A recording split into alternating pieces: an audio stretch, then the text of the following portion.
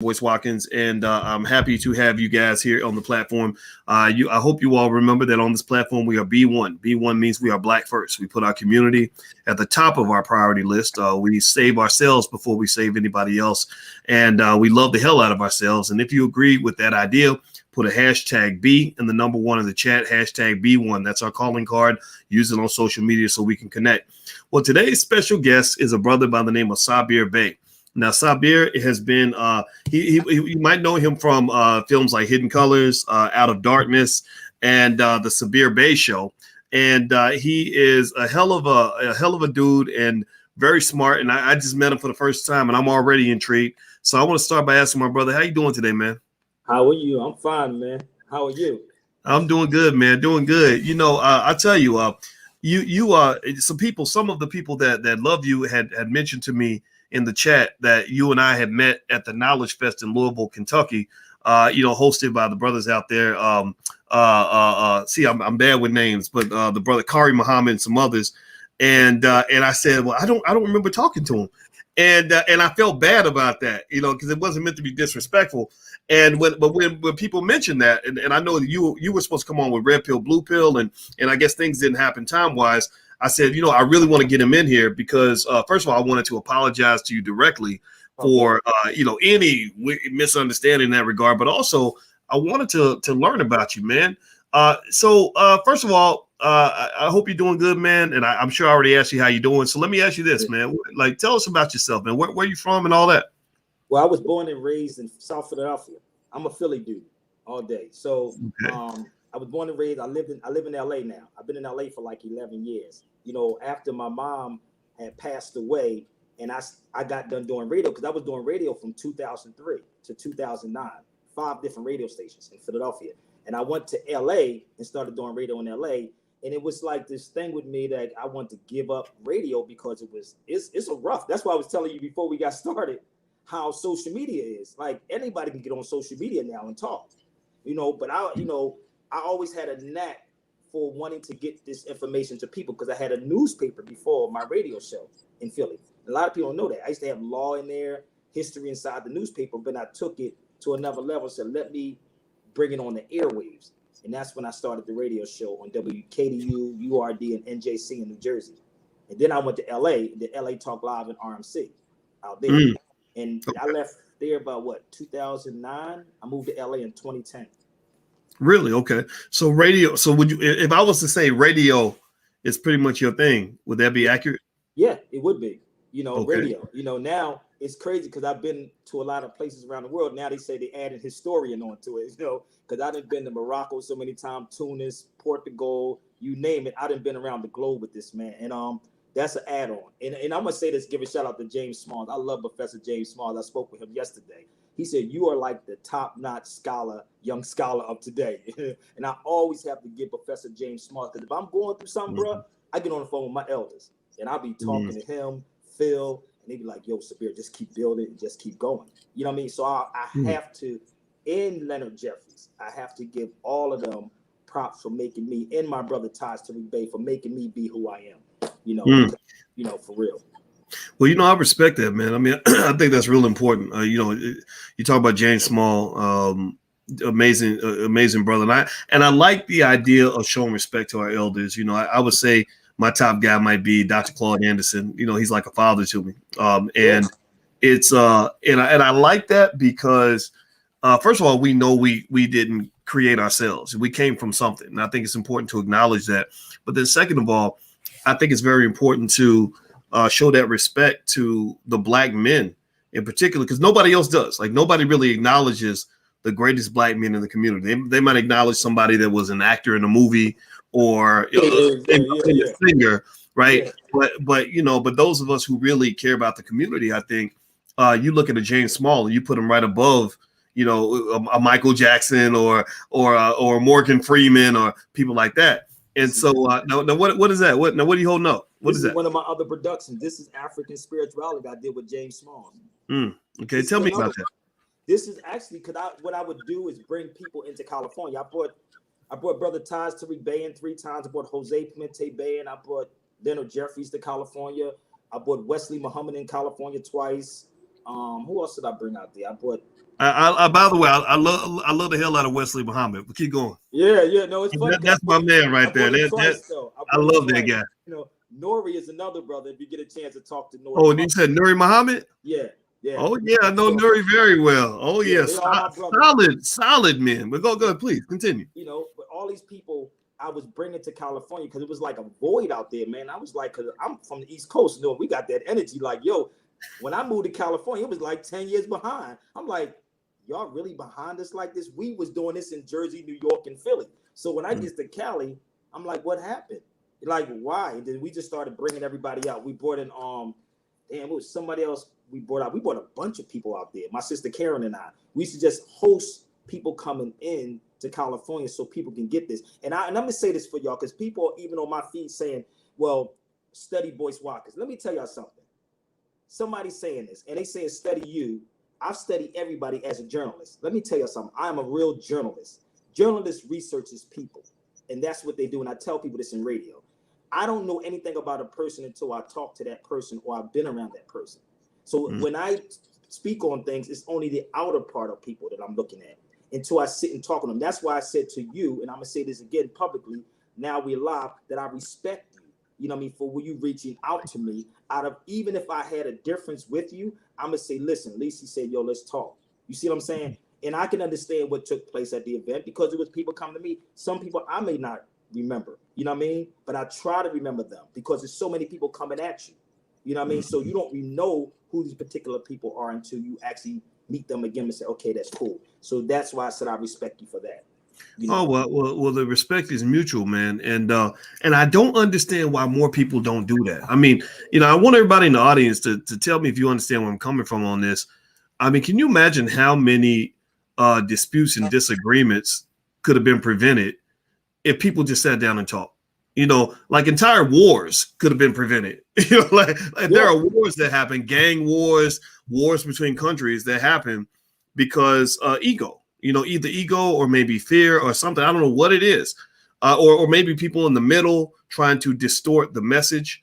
You know, this has happened all throughout history. I mean, this is a lot of people even think that even the U.S. government's involvement in World War I and World War II was partly due to misinformation, deliberate misinformation. You know, and so a lot of times, I think in the world of men, it's very important that we connect directly because there are people who have an interest in keeping you at war. Now what is that right there? Propaganda. I'll put you solo on the screen so people can see that. Tell us about what you're holding up. Edward Bernays, this guy, you should look up this guy. I heard somebody told me you talked about propaganda yesterday. He is the one that started, and it speaks about the wars and everything else. Do you know this book was $11,000 when I went to Philadelphia? No way. Yes, brother. You can look it up online. In Philadelphia, it was a building on 16th and 1, and I went to. And in the building, it's like Fort Knox, they said, right? Upstairs. You got to go to, and they asked me, how did I get up there? Because you got to get buzzed upstairs. So I went up there to try to find the book. Now, the hard copy they sell in New York, Edward Bernays' book, it talks about propaganda. And what it speaks about how he helped presidents with wars, what you just said. Because propaganda and chaos is what causes all this. So, as I'm looking at media, I'm seeing the same thing. Me as a historian say, okay, you know the game of chess. It was started by our ancestors, the Moors. It was two brothers fighting one another. These are tribes, brothers, fighting one another. And they said, in order for us to stop the killing, we got to create a game. We're going to bring the brightest minds together, right, to stop this war. And that's what they have done. The one who wins, congratulate the one who lost. I used to box, right? So if I beat you, I'm going to come hug you and say, brother, you know, it's all love. You follow me? That's what it was with us. Let's go to hip hop for a second. When they was fighting in New York, that whole storyline, when you see about the warriors, they said, let's bring everybody together so we can stop fighting and stabbing and killing each other, right? That was hip hop. We're going to bring in what? Breakdancing. You see what I'm saying? So we can act like it. And that's an African tradition when we were doing things like that. So what happened? The powers that be said, oh, we got to stop that. Let's bring in the drugs. Let's give him this to go against him. Let Boyce Watkins go against Sabir, and Sabir go against Boyce, and let's put it out here in the public. They always control you by a public's opinion, and that's what Edward Bernays was talking about. So that's how the gangs in New York stopped with Zulu. So they could say, look, let's stop this killing and let's battle. You know what I mean? Act like we battling. You know, the break dancing, we going to go against, you know, you go to this joint, that's hip hop. Yeah. You know what I mean? So now they saw that again. They said, wait a minute. Now, what we going to do now?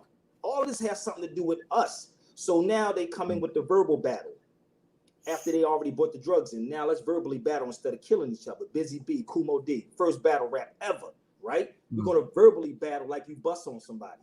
We're not going to kill each other. We're going to verbally battle each other. They said, hold, dude, we got to stop this. Let's bring in the crack, my G. Now the crack era comes in early 80s. You know what I mean? And they keep on doing the same thing. And I'm watching this happen in social media. It's the same thing that's happening in social media. So now, like I said, they don't sleep. And Bob Marley said this. Bob Marley said, the people that's trying to make this world worse is not taking a day off, so why should I? Right? So they're not taking a day off. So when I watch people on social media going at it with each other, I'm like, dude, let's sit down and have a conversation. Nobody really wants to have a sit-down conversation because their light will be dimmed. And that's what's going on. They can't run that muck. And that's why they have to keep this going on between each other. And I said this even with the brother Kwame. I would sit with Kwame and sit with you. If y'all got an issue, yo, let's work this joint out. Because it's not just us. They're watching us battle each other, and they're going to use us against us. And if you have a platform, it's your job to connect, make that connection. That's what maybe that's why I'm here and ready to do. You know what I mean? Maybe that's what it is, because I don't take sides from nobody. Right is right and wrong is wrong, and that's how I am. You know? Well, I like that a lot. And by the way, everybody, I'm talking to Mr. Sabir Bey from the Sabir Bey Show. His Instagram, by the way, is a real Sabir Bey, SABIRBEY. I'll put it on the screen, so everybody should follow him. And hit the thumbs up button. Please hit the thumbs up, share, subscribe button if you haven't done it yet. One of the things you mentioned, man, that I agree with heavily is, when you talk about this idea of sitting down and talking and figuring things out, and how propaganda is designed to keep people at war with each other. It's one of those things where, I'll tell you what, I found that I've got a warrior inside of me, right? I'll never bully other people, but I've dealt with bullies and I know exactly how to deal with bullies. So you can't bully me. My father who raised me was a good man, but he was a conflicted man. He was a Vietnam vet and a cop, so he could be a bully. He was always about maintaining control. Yeah.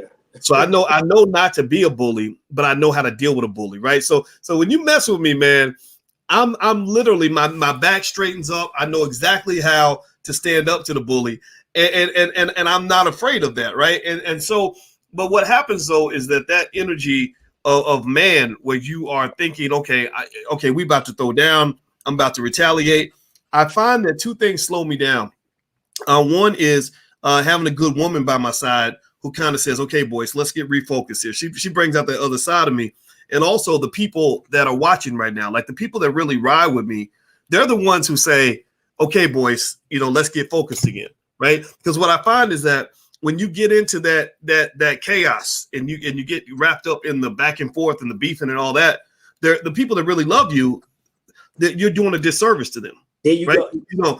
You're supposed to be teaching the people that respect you, but yet your ego is pulling you into this back and forth with another person. Like, oh, they said this about me, they said that about me. And I find that, and I want my audience to know that this is one thing I notice about y'all is most of the people that really ride with me, they'll give me like one chance, maybe one video I can do where I can say, look, they said this ain't true. Because you know how it is, man. On the internet, you get so mad when people are just making stuff up that ain't true or whatever. They're like, okay, we'll give you one chance to address it. After that, we need you to get back to business, right? Or we're going to have a problem with you. And that's what literally keeps me focused. Same thing with me. It's the same thing.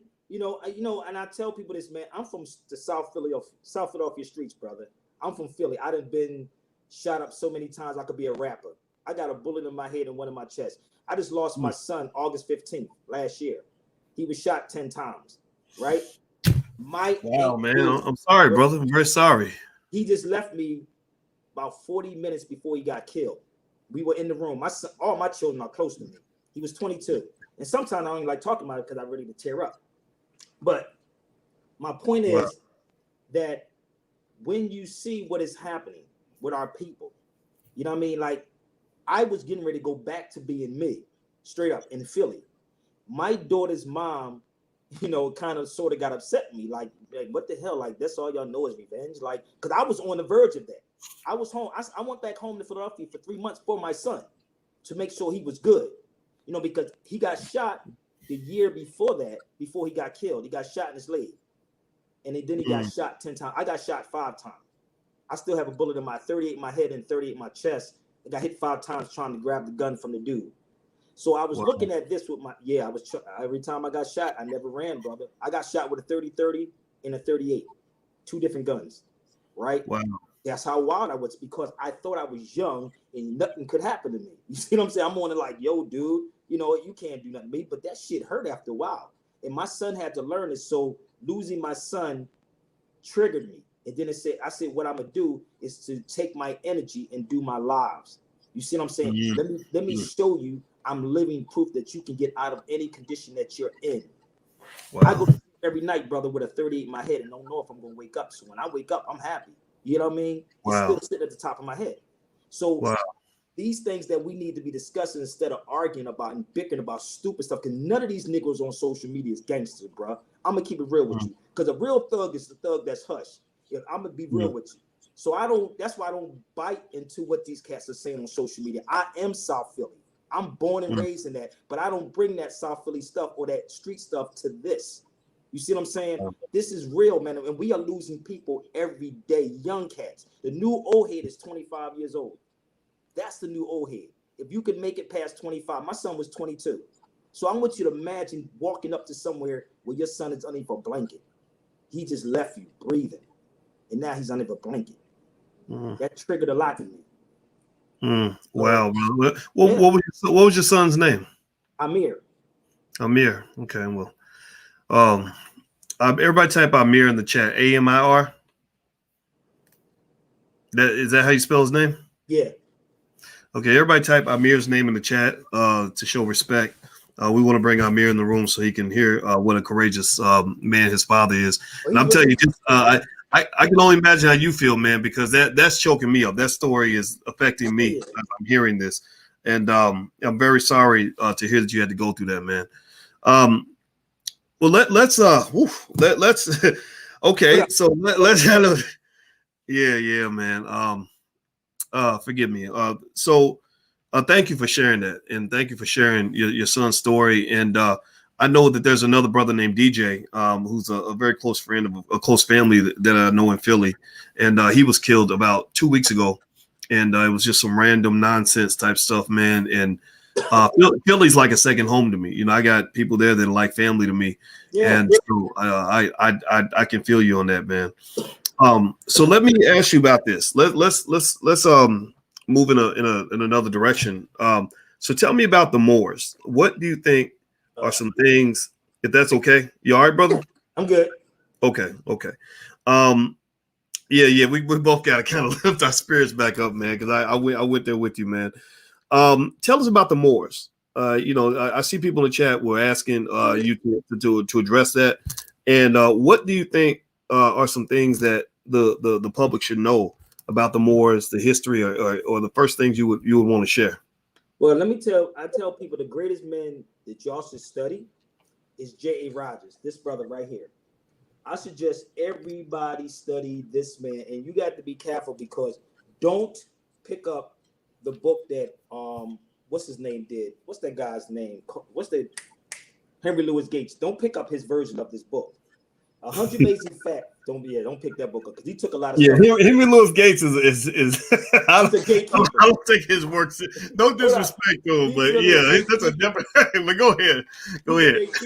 Henry Louis Gatekeeper. How about that one? Right. That's very accurate. And sometimes being around comedians, because I used to be with Tommy, DL, and all that stuff. Right? You got to be careful. I used to get roasted I got roasted by Cat Williams. I got roasted by Tommy Davidson. I got roasted by Paul Mooney, one of the best. So I roast people sometimes. So it's a funny thing, because I've been around them so much. But Henry Louis Gates wrote a book called 100 Amazing Facts About the Negro. But in J.A. Rogers' works, and I would love to do a documentary on him one day, that he spoke about our history before the 1500s. Before the 1500s, we were not called black people, because that's a modern day term. It's not ancient. The word black in and of itself is not an ancient word. It's modern. If anybody pick up any dictionary, you'll see it says Old English or Middle English. It's not an ancient word. So it means black, bleach, or something like that. It's an Old English word. So the word Moor goes further back than that. From the even for I can go back as far as the 711, 700s. You see what I'm saying? How far can black go back? You can't go back. People say go back to eternity. How? There was no language. I've been in Spain because there's no. I went to Spain, so Spanish was before what? English, right? Right. So when I was in Spain, I'm in a Gaudi museum, right? And I'm going through every book trying to find the word black. It's not in there. Guess what was in there? Negro was in there. So it wasn't in there. So when you go back to the Moor, you'll see Moreno or Morisco or Maroon or More. That's there. Those are the Moors, which are us today. So when they took us from the word Negro, they gave you black to wipe out or black out your history. That's what they've done, written it out. And that's why I use the word be lacking. You're lacking something. What are you lacking? Knowledge of self, true self. And that's what is going on with our people. So in Philadelphia, where I'm from, our nationality was taken in Philadelphia in 1774, if one studies the history. And then these terms of Negro, black, and color was placed on you to erase your history. Because there's no nation on the planet called black people. But if you go over these countries and you mention Moors or Morisco, they're going to say, yeah, we know. But you people in the United States don't know that you're Moors. You think Moors is a religion, and it's not. Wow. Wow. Okay, that's good. That's good information, man. I'm learning. You know, I'm trying to figure things out like everybody else, man. I'm glad you're filling that void. But let me ask you about this, man. I assume you were following the stuff with Bill Cosby and everything else. Now, by the way, everybody, I'm talking to Sabir Bey, and I don't even know. We haven't talked about this topic, but I'd be curious to know what your take is. I know later on today, Bill Cosby's representative, Andrew Wyatt, is going to come on to onto the channel and kind of give his side of the story, the whole Cosby thing. What are your thoughts in terms of what you saw go down with Bill Cosby? They pimped him. They got him. They got money. You know. And I've been in. You know how many hours, Boyce, do you need for law school? Law school, I guess I don't know, maybe 30 credit hours a year, right? So 90 credits. I'm guessing. I don't know. So maybe I got over 20 years in this mug, huh? I never went to go to law school. So I never went to law school. I mean, this is the thing. And I tell people this, and I have always won at and challenged attorneys on this. Attorneys practice law, bro. They study public policy, not law. They don't study law for real. The law is the Constitution. That's what the law is, right? When you go to law school, the first, it was one student in Harvard Law, right? It was one student, one guy, his name was Charles Moody. He was the first student at Harvard University. Anybody can research this. Charles Moody. And I went to Harvard Law Library.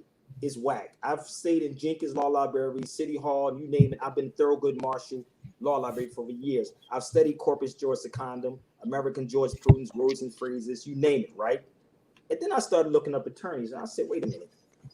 Attorneys are officers of the court. They deal makers, really. That's what they really are. All attorneys are deal makers. So I'm looking at this case with Bill. I said, why would they put a 80-something-year-old man in jail? They wanted to set an example of Bill Cosby. And if you read Frantz Fanon's book, I don't know how many people are familiar with Frantz Fanon. He wrote a book called Black Skin, White Mask. And he said, all we ask of the black man is to be a good nigga, and the rest will follow on its own. Frantz Fanon's book didn't come to the United States until 1957. But if you read his book, he was a psychologist, right? Look him up. Tommy Davidson is the one that turned me on to him. And from that point on, that's all I've been rocking with. The comedian, Tommy Davidson. And it's a YouTube with Tommy Davidson and myself speaking on Frantz Fanon. If you go to YouTube and punch in Sabir Bey and Tommy Davidson, right? You ain't gonna see me with no locks though. But as I'm looking at this case, and I did a video the other day on it, and I was like, they got enough money out of him because every day that you're in jail, they get money from you. You see what I'm saying? So the Supreme Court will tell you this, that if an attorney does not know the remedy for the rule, regulation, and statute, they could be disqualified. See, they don't tell people that. So you're supposed to know the remedy. It's a remedy for everything that's out here. Everything. There's only criminal and civil law. So I'm examining this whole case, and I'm like, wow, they really playing people. And the media is really playing you too, right? So they had to get money from him. This is like you owe child support. You sit in jail, your debt is damn near paid off if you sit in jail long enough. That's all they want to do. Number one, make an example out of Bill. Two, how much money we got from him, from the attorneys to the prosecutors to the judges. They all work together. That's all they're doing. You know, and this is, you can verify and research all of this, and it will blow your mind. It'll make you get mad at these cats, you know, but this is the game. But you cannot play the game if you don't understand or understand the game. This is the game that's being played constantly with our people. The law is the law. And the law is due process, point blank, period. So I'm looking at it, I said, they played him. I did a whole video on this about him. And I felt bad for him because he shouldn't have been in there, you know. Right. Well, you know what I was thinking about, man, was you know, I feel like, you know, when you hear people like Judge Joe Brown talk about it, and he's basically saying, you know, I've talked to, you know, 43 judges and 33 lawyers, and they all, you know, feel the same way about the case. It sounds to me like there were a lot of legal experts who knew that it never should have got that far anyway, that they had no basis for doing what they were doing. But it's almost like I wondered anyway, if it was one of those situations where they said, we know that we're violating your civil rights. We know that this is going to probably get overturned, but you're 80 years old. So by the time this gets overturned, you'll be either dead or close to dead anyway. So we're just going to go ahead and make you go through the motions. There you go. You get your, because justice is slow. It takes a long time. And when you're 80 some years old, you ain't got that much time. Right. So that's what I'm wondering. I'm wondering if they did that to say, we're just going to teach you a lesson. But that's what it was. That's what that was, to show y'all, don't step out of line. See, I'm the type of dude to get off the conveyor belt. If you say go left, I'm going to go right. That's just me. But they're not dealing with lawful issues. They're dealing with legal issues. And people, this is not a pun on words. They dealing with legal issues, not lawful issues. And that's what the attorneys are doing. And that's why I used to tell people, y'all can set up a panel. Let's have it out with some attorneys. Let's put it out just like we're doing here. Let's have a panel discussion. Let's talk about what real law is. Let's talk about what nationality is. But nobody wants to have this real dialogue on this subject. And I'm with it. So I'm watching all this stuff, how they playing our people. And I'm like, come on, dude. The man is old. Let him go. I've been in with celebrities when celebrities would tell me stuff like, you know, let's say, for instance, I ain't gonna say who I was with, but quite a few people. But as I'm in the crowd, I literally hear women saying, who's gonna sleep with who? Dead serious. Which one we gonna pick? Right? Anybody know I'm around a lot of comedians, right? I'm around a lot of celebrities. It was funny that James Small said this to me day for yesterday. He said this to me, right? He said something about why he have security with him, right? Sometimes because women come at you. He said, especially what we do, Sabir. And it happens to me because I had to put somebody out my room and say, what was that, South Carolina? Literally did it straight up. She came to my room. She said, can I walk you to your room? Sure.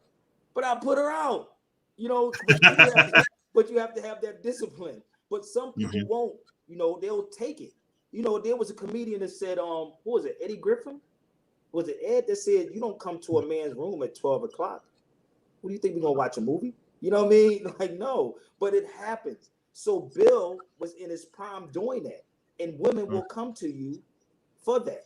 You know what I mean? And you have to be aware of that. So that was what, 40, 50 years ago that it happened with him? So when you don't get what you need, just like in social media or period, when you don't get what you want, you act like a baby. And I'm going to tell him, Boyce Watkins, I'm going to tell everything about him. Watch this. I'm going to get on and talk about it. I'm going to make stuff up because you know what? It's the algorithms. Let's talk about Boyce and Sabir Bey. It's algorithms. You know what I mean? That's what with growing up. Man, I know that very well. And it's funny because, you know, you try to figure out the game. You know, being a black man requires you to play chess. If you play checkers, you're going to get dunked on every time. Like, you're going to lose the whole game. You got to really be a chess master because you got to see where situations are going before they get there. You got to see what angles people are using before they arrive. And so, you know, most of the situations I had trouble with was not so much sexual stuff, because I learned how to avoid that early in terms of some degree of discipline, right? You know, even you can be 100% single, but you can't go lay down with any woman that walks by because you line up with a crazy one, crazy things happen. That part I figured out, but what I didn't figure out, it took me time to figure this part out, was sometimes if you're a man in a certain position, just having a conversation with a woman can cause an issue. Like I've had situations where I had one conversation with a person and then they go on YouTube and claim we had a whole different conversation.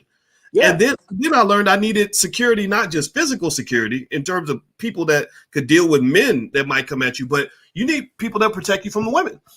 So now it gets to the point where if I don't know a woman, you're not going to talk to me until I talk to a woman I trust who's already talked to you for 6 months, who can say, oh, she's solid. She's not coming with no BS. And that's how crazy. And so, for those of you who think that men like us overreact to what happened with Cosby, it's because we, even in the position we are in, we see that. I can imagine being Bill Cosby and what he said. No doubt. Right? It's real out here. It's not just women, it's men too. Let me tell you, man, being on the road with KRS-One, you don't even talk to KRS-One. You talk to his wife, Simone. I'm gonna be real with you. You know what one thing Simone said? I don't worry about these women. Just what she said. She said, I don't worry about that. Chris handled his own, and this is real talk, right? And I'm looking at this, and you can easily feed into this. Your ego will allow you to do that. None of us on these feeds are perfect, period. I'm not perfect either, but we strive to be that. You see what I'm saying? But these things are going to come, and this is like talking to the elders like James Smalls and Leonard Jeffries that, they tell me, yo, Sabir, this is what's going on. This is going to come your way. This is going to happen. And I was prepared by a brother named Russell Muhammad. I remember, and I tell this story to people, Russell Muhammad is like an elder in the Nation of Islam, right, in Philadelphia.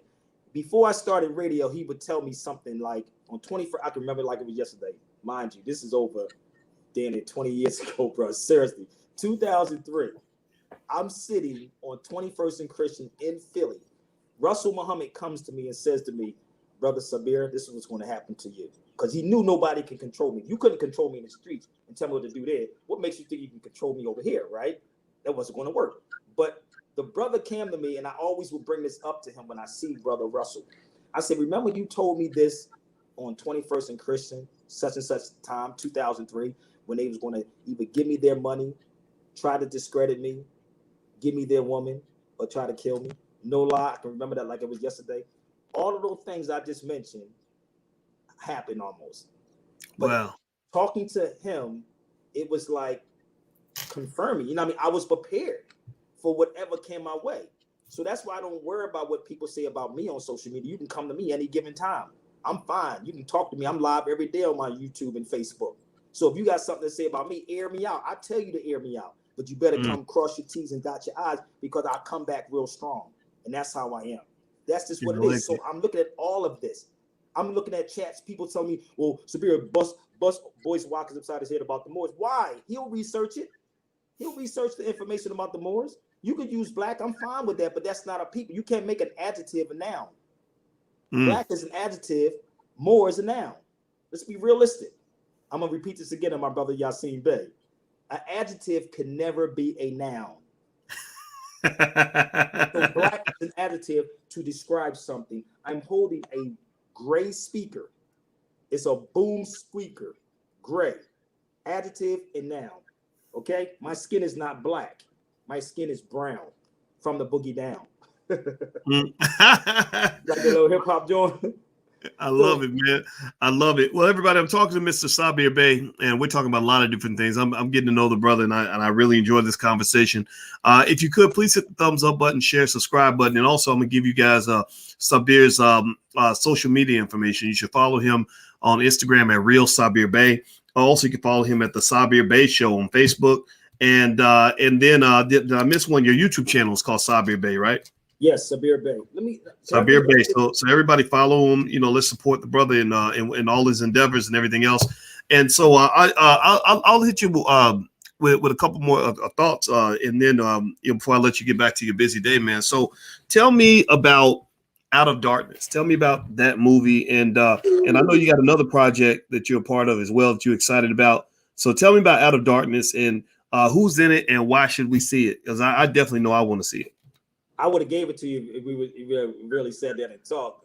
Came out in 2016. Amadeus Christ reached out to me and wanted to do a documentary on our history, right? Because I was in Hidden Colors. And what happened, I reneged because of my experience last time, which I told you with another documentary. But when the brother Amadeus Christ reached out to me, I said, yo, because I did a documentary on Noble Drew Ali also. You know what I mean? I did a movie too with Big Red for 5 Heartbeats. I don't know if you know that. You go to my IMDb and punch it in. Yeah, I did. Okay. Yeah. So when we did this project, we brought in Joy DeGruy, myself, James Smalls, Taj Tariq Bey, Atlantis Browder, Kaba Cabernet, Booker T, y'all know, Umar Johnson, Tony Browder, Claude Anderson, and Tim Wise. And the doc is not something that you sit and watch straight through. You know what I mean? It's like a lesson tool. You know, can you show it up here? This is a lesson tool. Yeah, I'm gonna put you on full screen so they can see it. And if you see it in here, we had it at the 2016 Pan-African Film Festival.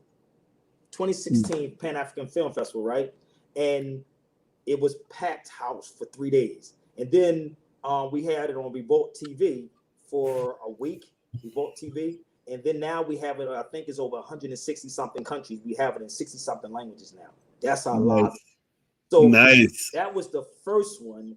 And I give shout out to my brother Amadeus Christ, the creator of it. I just came on as the co-executive producer of it, you know, and that's what I loved about him, that he gave credit, and everybody in there had got a royalty check twice a year for the film. Not one time, but twice. Like you were literally getting the, you know, royalty check. I think it was 3 or 4 times, something like that, in 1 year, something like that. Oh, that's what's up.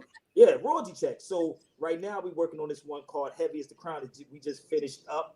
And that's where we roll out too. And Heavy as the Crown is going to be lit. But this documentary is something that you cannot just sit back and, watch it. You can. It's about 3 or 4 hours.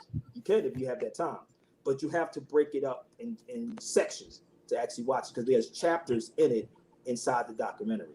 You know. Now, who's in it? You had a real impressive list of people that starred in this movie. Can you go through some of that? Yes, Kaba, Booker T. Coleman, Umar Johnson, Tony Browder, Claude Anderson, Tim Wise, Joy DeGruy, myself, Sabir Bey, James Smalls, Taj Tariq Bey, and Atlantis Browder, Tony Browder's daughter. Yeah, so I want to give a shout out to Tony Browder. No doubt, I love that brother. Yeah, I love talk. Do you know how I met Tony Browder? It was an act of God. Check this out. So I was in Guyana, right?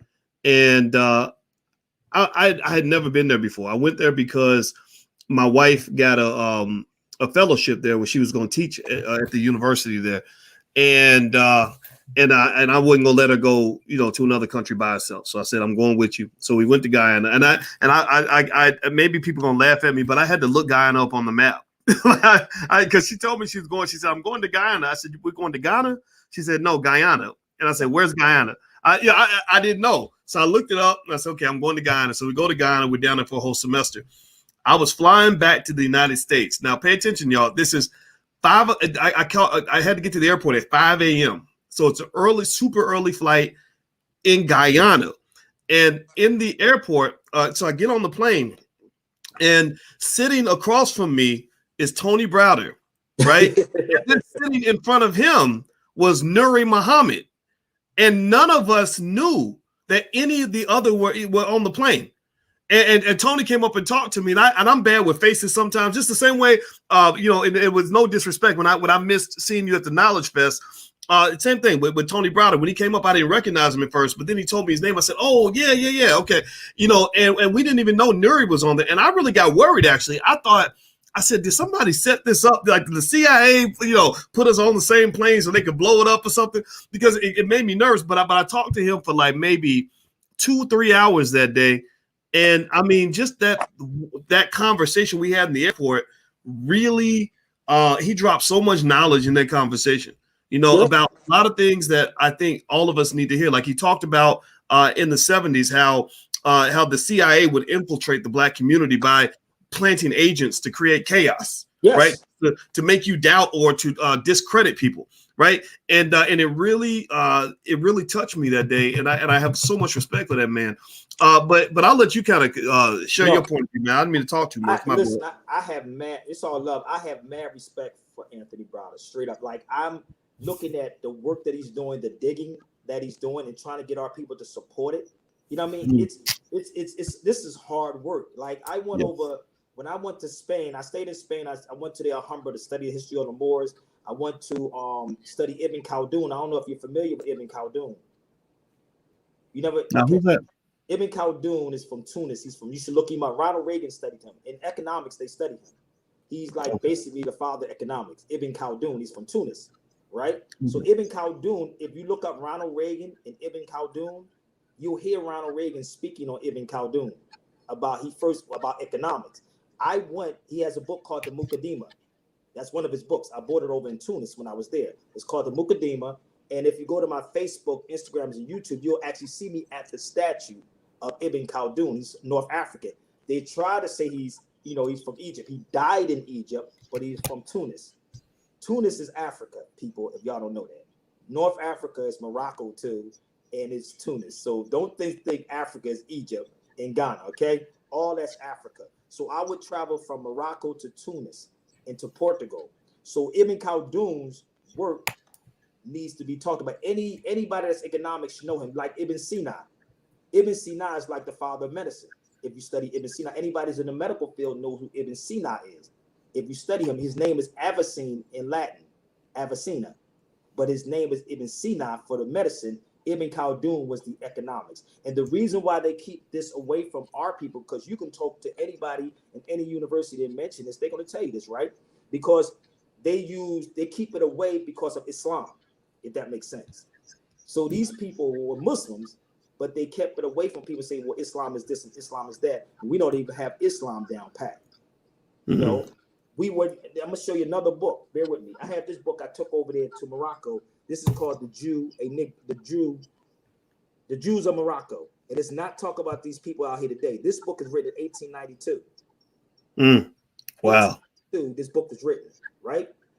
This is the type of research that I'm doing and bringing back to our people. When I was over there, they asked me why Black people in America don't want to have you speaking in certain places. Why would they?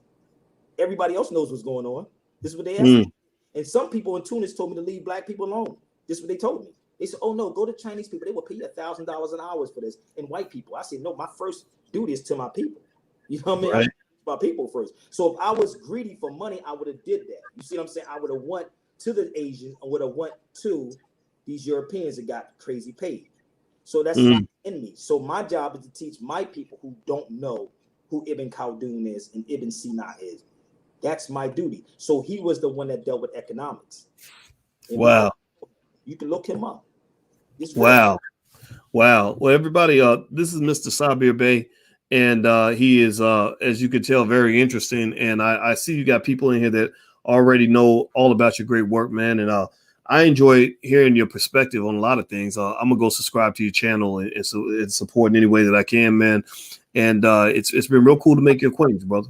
Same here too, man. We got to do this again. I love it, man. I appreciate you, man. You know, a lot, man. Shout out to your audience too, man. Yeah, shout out to you as well, man. And I look forward. I'm glad we're friends, and we're gonna exchange phone numbers, and that way if you hear some bullshit, you'll know you can call me directly. I'll be like, yo, Boyce, is this real, bro? Like this really happened? Okay, let's do a show on this motherfucker. Let's air it out, you know, because I like roasting people. I love it. But you gotta have tough skin for this, man. You really have to have tough skin. I make jokes of me. When I got shot, I ain't gonna lie, boys. I literally was coming out the room like I had this blanket on me, right? Bloody. You know, wow. I'm coming out and my mom was mad at me, like she wanted to beat my ass, man. Like I'm smiling, like literally. I got hit Friday night. I went to the hospital at night. I came home Saturday. I went back to the gym on Monday. And it took me a whole year, literally, to ask people, can you see me? Am I dead? And I'm like, are we really alive? I don't know if we're really alive or not. But I went back to the gym on that Monday with 5 bullet holes in me, literally. Wow. And I kept going, but I was healing from the inside, but I was laughing at myself. I laugh at myself when I say, I'm bulletproof, nigga. I'm like, you know, I'll be like, you gotta have tough skin. You know what I mean? You really have to have tough skin dealing with this, man. And that's why I laugh at people when they try to come at me on social media. It's a joke because they're not real men. Men do this. This is what men do. We sit down and talk and air it out. Let's talk about it openly. You see what I'm saying? Right. That's what men do. And that's why I respect. You know what I mean? Well, I respect you too, man. Respect that. Yeah, I respect you too, man. And I think, you know, it's and it's real weird to me how there are people that will talk all day about you but are afraid to talk to you. You know, say that that again, is bro. real weird to me. Yeah, and so my rule is basic. If I say something about you and you want to talk to me about it, I'll tell you to your face. We can talk about it. You know,